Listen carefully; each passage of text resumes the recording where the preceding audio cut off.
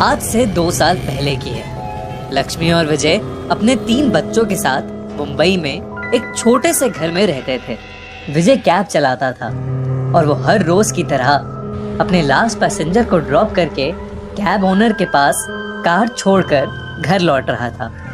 उसके घर जाने का एक शॉर्टकट रास्ता था जो रेल की पटरी से होकर जाता था।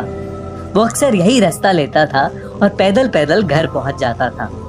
उस दिन वापस जाते हुए उसका पैर पटरी के पास पड़े एक पत्थर पर पड़ा और वो नीचे गिर गया। उसने गले में एक माला पहनी हुई थी जो उसके गिरने की वजह से टूट गई। अचानक उसे ऐसा लगा कि उसके कान में किसी ने कुछ बोला, पर जब वो पीछे मुड़ा तब वहां कोई नहीं था। उसने ज्यादा ध्यान नहीं दिया और वो अपने घर की ओर चल दिया। चलते चलते उसे हल्की हल्की कमजोरी महसूस होने लगी। उसे बार बार ऐसा लग रहा था जैसे कोई उसका पीछा कर रहा है। वो घर पहुंचने ही वाला था कि उसे किसी के कदमों की आवाज आने लगी। वो सीधा चलता रहा और पीछे नहीं मुड़ा। उन कदमों की आवाज और तेज हो गई और उसे एक औरत की परछाई दिखाई दी जो उसके पास आती जा रही थी।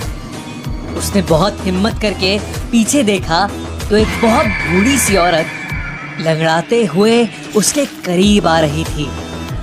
उसका ध्यान सीधा उसके पैरों पर गया और उसने देखा कि उसके पैर उल्टे हैं। वो समझ गया कि वो औरत चुड़ैल है और बहुत तेजी से वो अपने घर की तरफ भागा। वो जैसे ही अपने घर की गली की तरफ मुड़ा तो वो औरत वहीं खड़ी थी। उस औरत को देखकर विजय का पूरा बदन कांप उठा। उस औरत ने विजय से पूछा, मेरा कहाँ है? विजय ने घर से दूर जाने वाले रास्ते की तरफ इशारा किया। वो औरत उस रास्ते पर चली गई और जैसे तैसे विजय घर पहुंचा और उसने दरवाजा अंदर से बंद कर लिया। उसकी बीवी बच्चे तीनों सो गए थे और वो किसी को कुछ बताए बिना जाकर अपने बच्चों के बगल में सो गया। सुबह हुई तो उसने देखा कि उसकी बीवी काफी डरी हुई थी और उसको बहुत तेज बुखार था।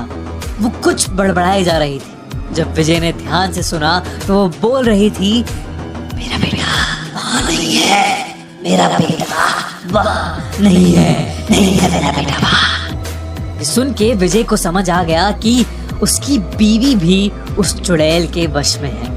विजय ने बिल्कुल देरी ना करते हुए पास वाले मस्जिद से मौलाना को बुलवाया और 10 मिनट में मौलाना घर आ गए। विजय ने सारी बात मौलाना को बताई और वो कुछ जांच करने लगे। मौलाना ने लक्ष्मी को शांत कराया और उससे पूछा कि कल रात क्या हुआ। लक्ष्मी ने बताया कि कल रात उसे प्यास लगी थी और जैसे ही वो उठी उसने खिड़की से देखा कि उनके दरवाजे के बाहर एक बूढ़ी सी औरत बैठी है।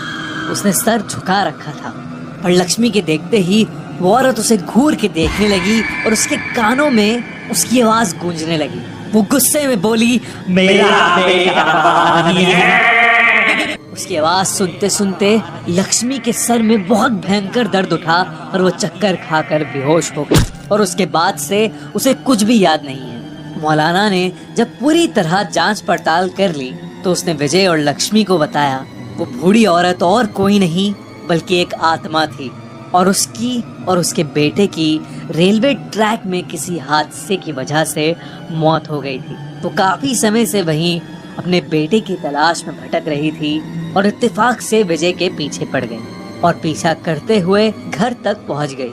पर वो उनके घर के अंदर कदम नहीं रख पाई क्योंकि घर के दरवाजे पर भगवान की तस्वीर थी। मौलाना ने विजय और उसके बीवी बच्चों को ताबीज दी और उनके घर की शुद्धि करी।